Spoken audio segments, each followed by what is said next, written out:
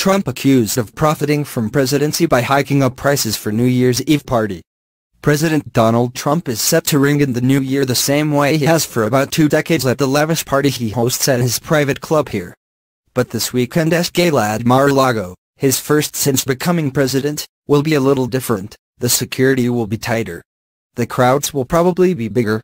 And the tickets will run $750 a guest, a hike from last year, according to members and guests. Trump supporters said the extra hassle and cost will be worth it. It's a very glam night.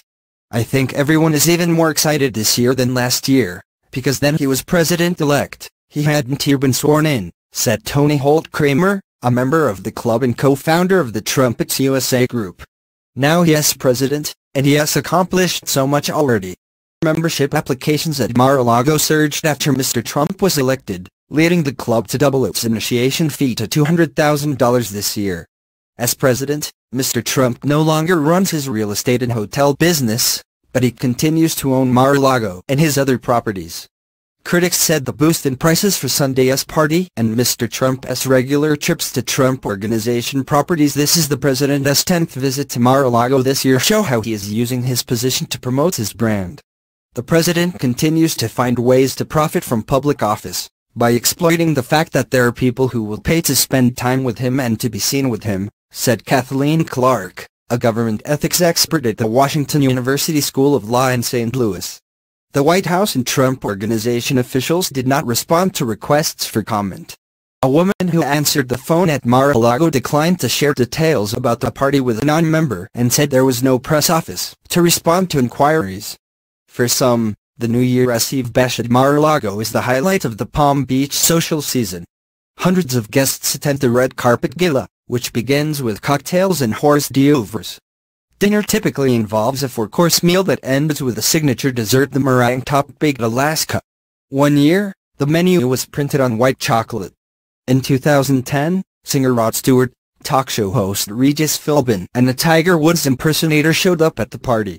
Afterward, Mr. Trump told the Palm Beach Daily News, "People came up to me to say that the Rod Stewart and Regis impersonators were great, but that the Tiger guy was so-so. I don't think they realized Rod and Regis were the real ones."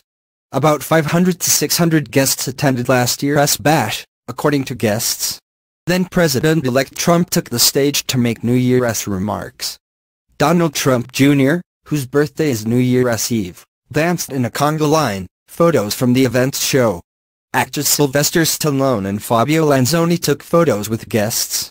This year, the gala decor, which tended to lean towards the more garish side before Trump ran for president, Las Vegas showgirls, Moulin Rouge, 70s disco theme will be more muted, sophisticated and fitting for a president. There's a more modern vibe than in the past, said Steve Levine, co-owner of Jose Greater All Designs of Miami, which is handling the party decor for the 4th year. This year's theme is Modern Fantasy Garden, with floral patterns in metallic gold, silver and shades thereof, he said. It has a twist on last year's more traditional garden theme, Mr. Levine added. The cover band Party on the Moon will play again, as it has since 2009.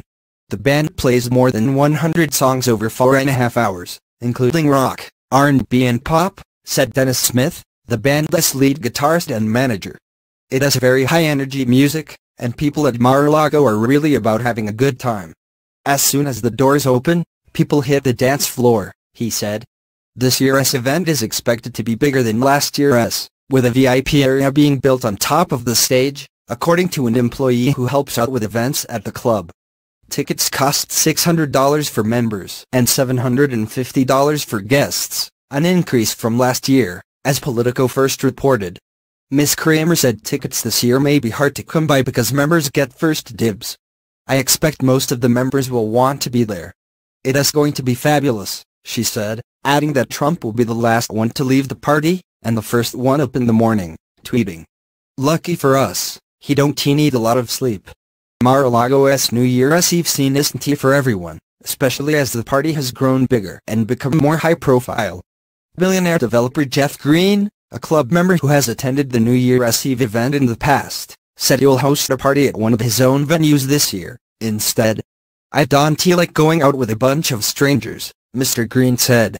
"Plus, there are other, More exclusive parties in town like the invitation-only bash thrown by the all-male group Palm Beach Coconuts, usually held at the Flagler Museum. One longtime denizen of ritzy Palm Beach said Mar-a-Lago was considered new money and gaudy compared with more venerable clubs in town. "None of the red people will be there," she said.